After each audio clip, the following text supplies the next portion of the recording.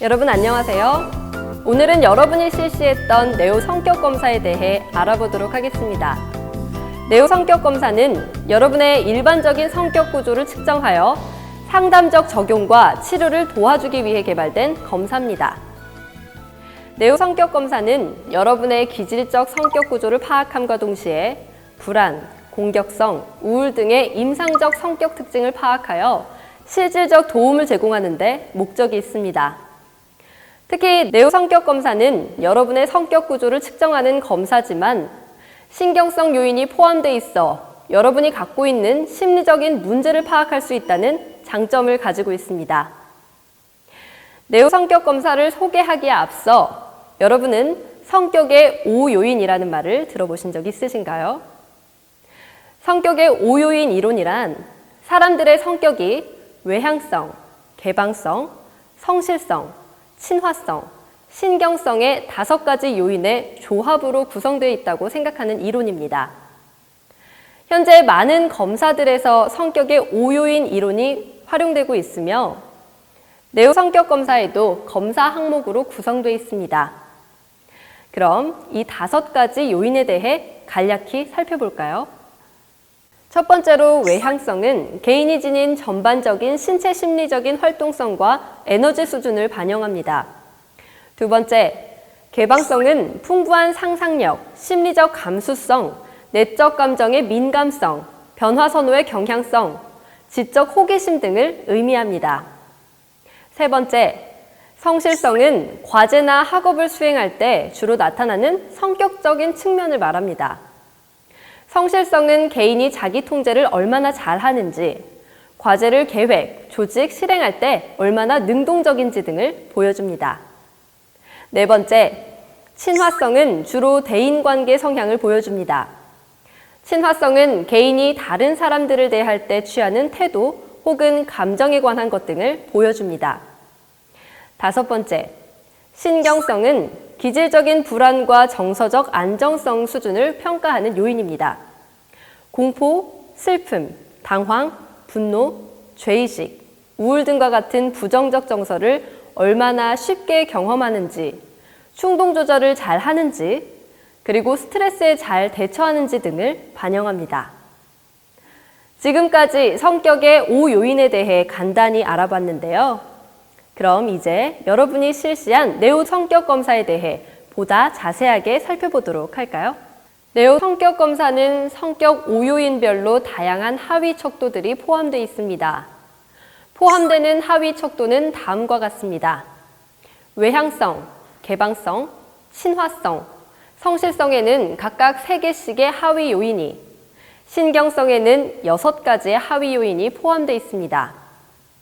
청소년의 경우는 하위 척도가 다음과 같이 구성되어 있습니다. 외향성, 개방성, 친화성, 성실성에 각각 4개씩의 하위 요인이, 신경성에는 10가지 하위 척도가 포함되어 있습니다.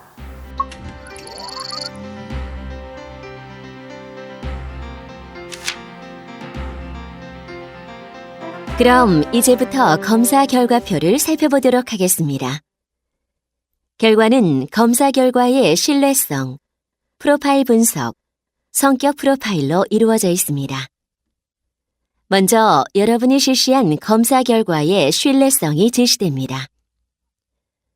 검사 결과의 신뢰성은 여러분이 검사에 얼마나 성실하게 임했는지를 나타내줍니다.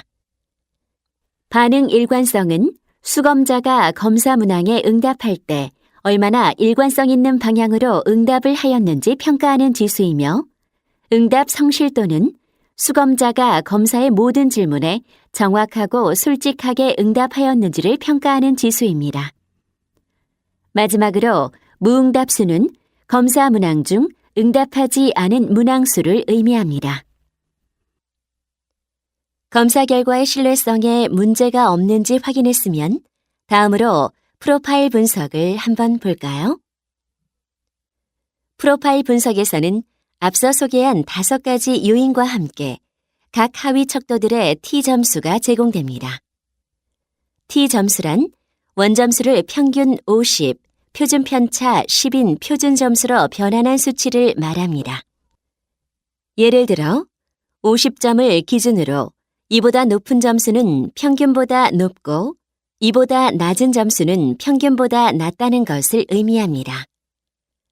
그러나 본 검사를 해석할 때는 점수 자체로서의 의미보다 그 점수가 속한 영역으로, 즉 어떤 성향이 매우 높다, 낮다로 해석하시기 바라며 각 하위 요인 양옆의 설명문을 참고하시기 바랍니다.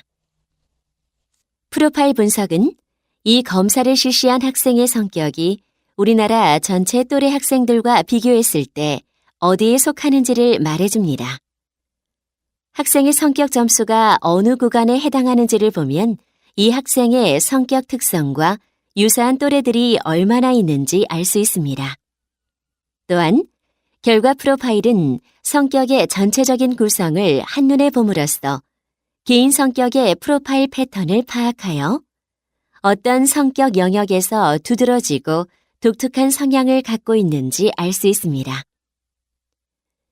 예를 들어 외향성의 하위 요인 중 활동성이 매우 낮음으로 나온 경우 또래에 비해 신체 활동하는 것을 좋아하지 않거나 쉽게 피로감을 느낀다고 할 수 있습니다.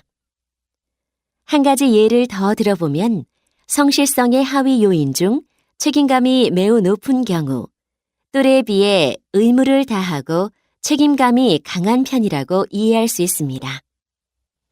앞서 설명한 점수의 분포를 각각 살펴봄으로써 자신의 두드러진 성격 특징을 알 수 있지만 이 5개의 요인들이 서로 결합되었을 때 더 구체적인 성격 특징을 알 수 있습니다.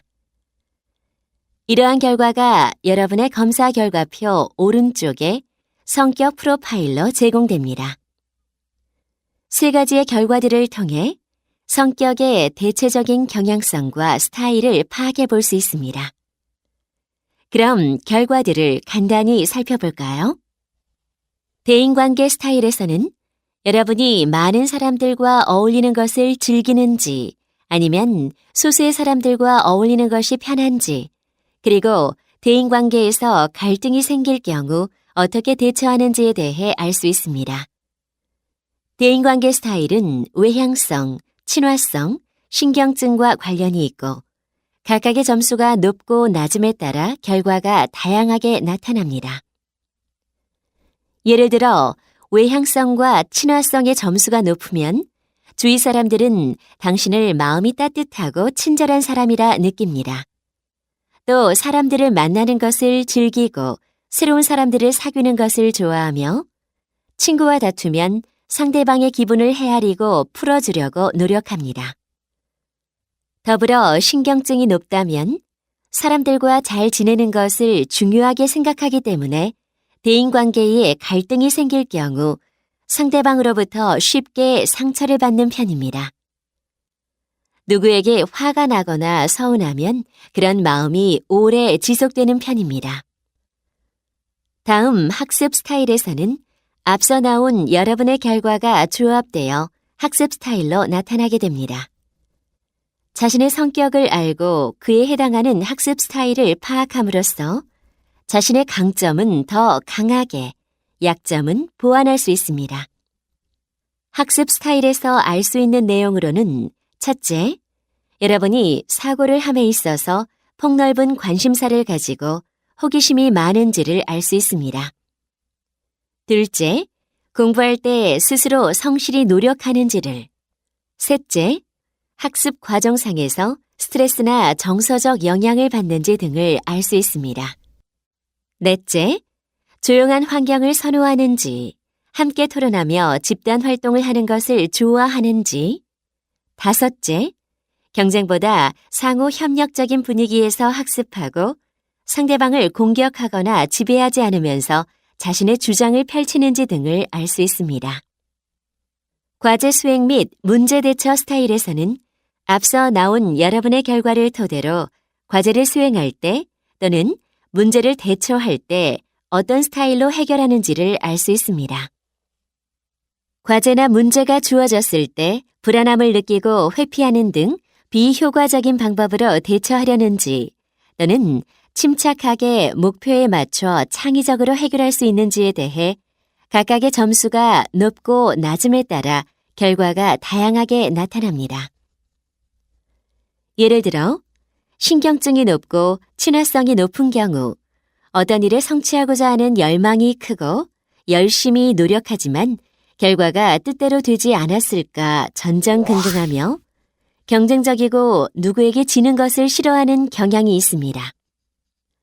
더불어 개방성이 높을 경우 문제 상황을 예민하게 알아차리고 새로운 방법들로 풀어나가려는 시도를 잘합니다. 지금까지 검사 결과를 해석해 보았습니다. 어떤가요? 도움이 많이 되었나요?